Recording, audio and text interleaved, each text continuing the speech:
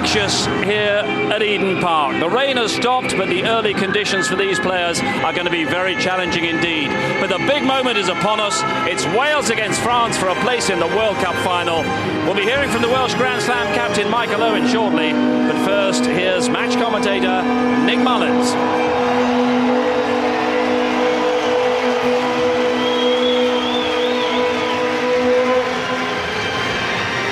Welsh rugby days are the kind of days that get talked about forever.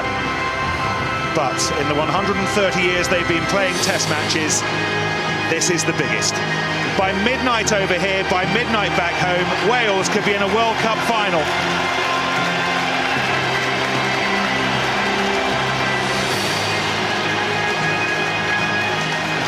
A last check on the semi-final lineups, and here's something we've not seen for a while. For the first time under Marc Livremont, France unchanged. No tinkering, no messing around. Once Dimitri Yashvili was pronounced fit to play, if not fit enough to kick, they were always going to pick the same 15 that redeemed themselves against England.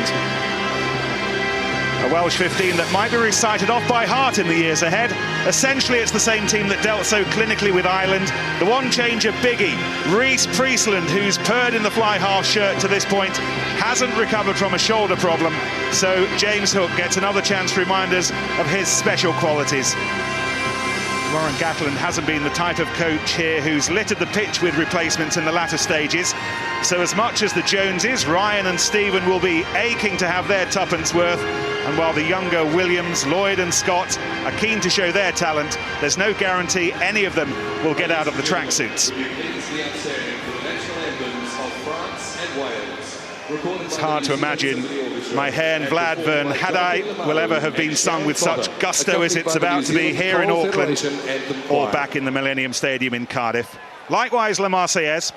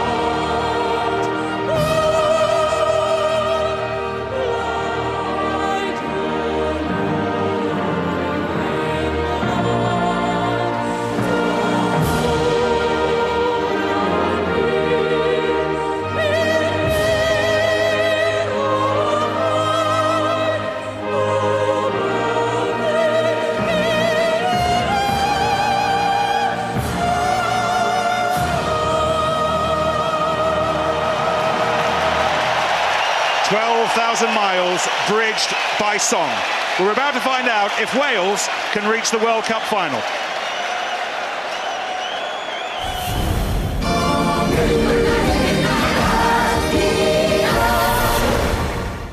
Rugby World Cup 2011 coverage sponsored by IBM.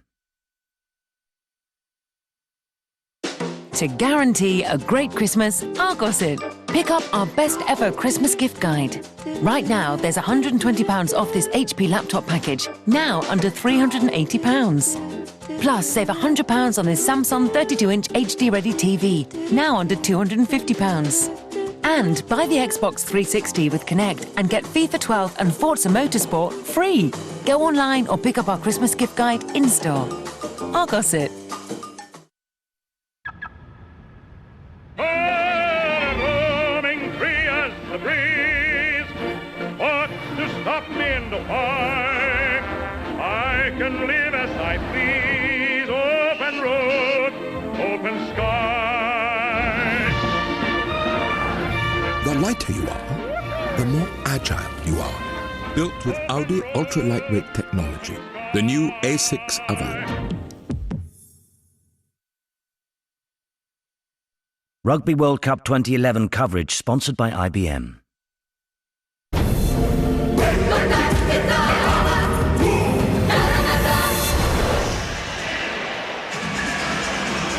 Welcome back to Eden Park, not far away now. Michael Owens played for the British and Irish Lions in this stadium. He skippered his country to a Grand Slam. He's here with us. Yeah, great to be here, Nick. Incredible atmosphere at the stadium. Both teams packed full of exciting names, and hopefully we'll see a game to live up to the occasion that this World Cup semi-final is. Dublin mortgage advisor during the day, World Cup semi-final referee come the evening. It's been a wet week in Auckland, but mercifully a largely dry Saturday up until 15 minutes ago, but the rain's gone away again. And at 9 o'clock in the evening, the wait on this side of the world is over. Here we go.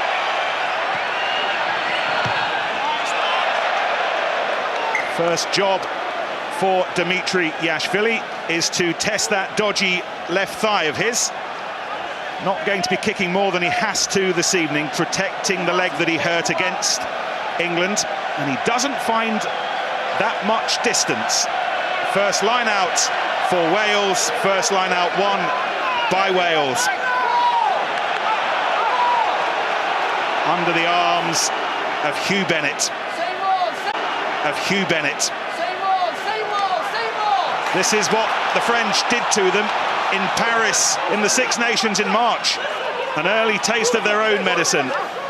Driven Welsh lineouts. And it was all going so well. Right up to the point the ball was knocked on by young Toby Faletau.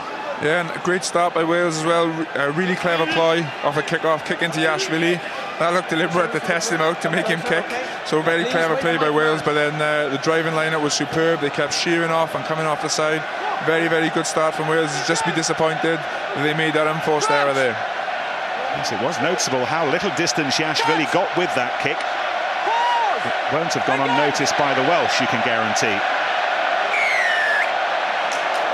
As he feeds the French scrum, Alain Roland keep it up, please.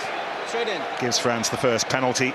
Wales in the front row not driving in straight, Michael. Yeah, it looked like Wales was just, they were going forward, and Gethin Jenkins just lost his foot in, or his bind, and just slipped in, and you can see where right in front of the ref, you can see exactly where he gave that penalty.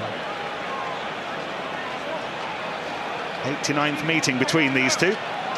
First was over a century ago, but they've never met in a World Cup. Breaking new ground. Yeah, just get to see the scrum there. Wales start to go forward, and yeah, Gethin just slips in. Adam Jones was certainly on top on the other side.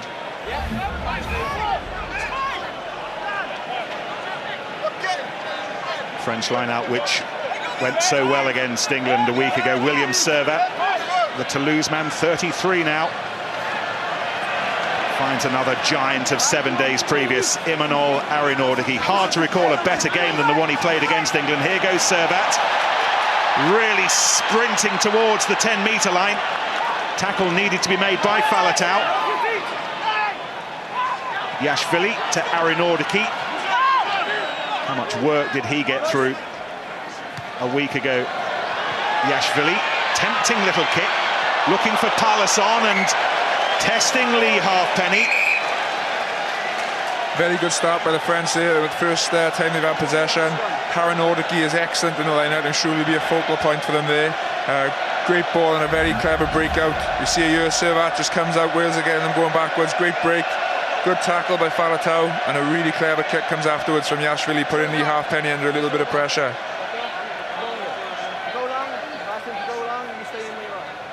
As a result of the knock-on on a slippery surface that was doused by that shower 20 minutes ago, French have another scrum.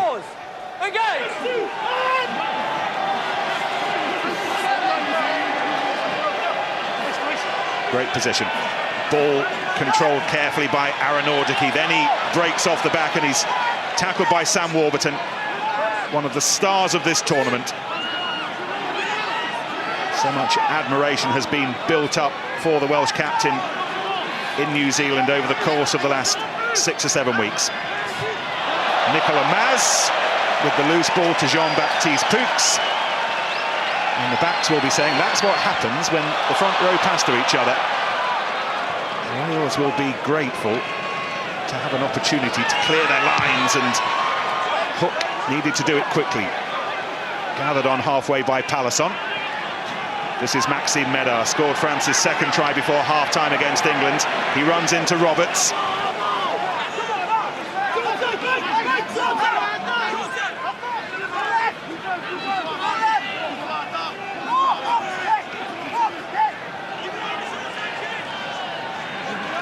Dusatois. The rallying point, really, for the French revival in recent weeks. That really was a terrible kick from Parra. And the French are incredibly fortunate through Vincent Clerc to win it back, but they were hanging on to it. And the French will have the penalty. Do you know who did it? I think Wales have got a penalty, Nick. I think it was not released. I think Hugh Bennett got in there and he's had a great tournament and stole the ball there, I think. To see the kick here, a bit sloppy. No, Mike Phillips doesn't know where the ball is. And then they take the ball on and Hugh Bennett straight in. You can see him there. It's great play by Hugh Bennett.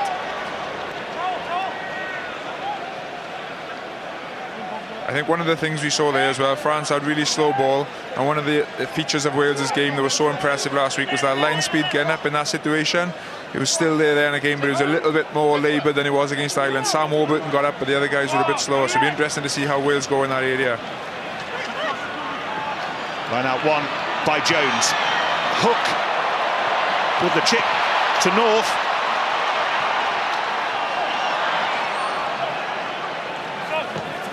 Phillips fires the ball into Falatau, who needs to be careful because the touchline isn't far away. Dusatois must have been offside. Tempted round. Another Welsh penalty.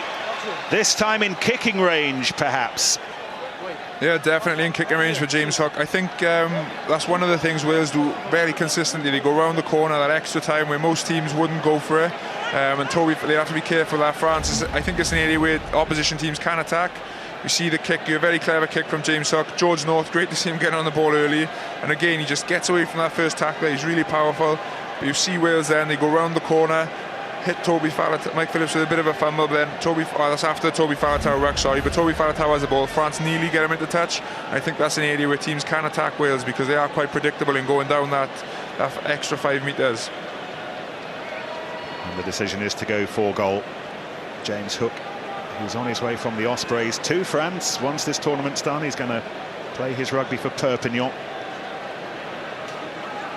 Came on for the last 3 minutes at fly half against Ireland in Wellington.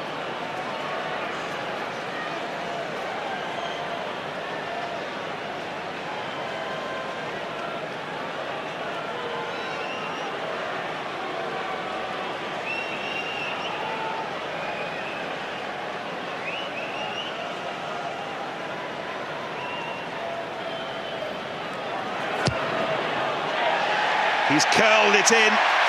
He has curled it in beautifully. First blow to Wales, 3-0.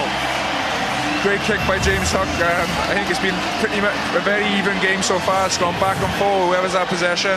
But great kick by James Hook and a good start for Wales.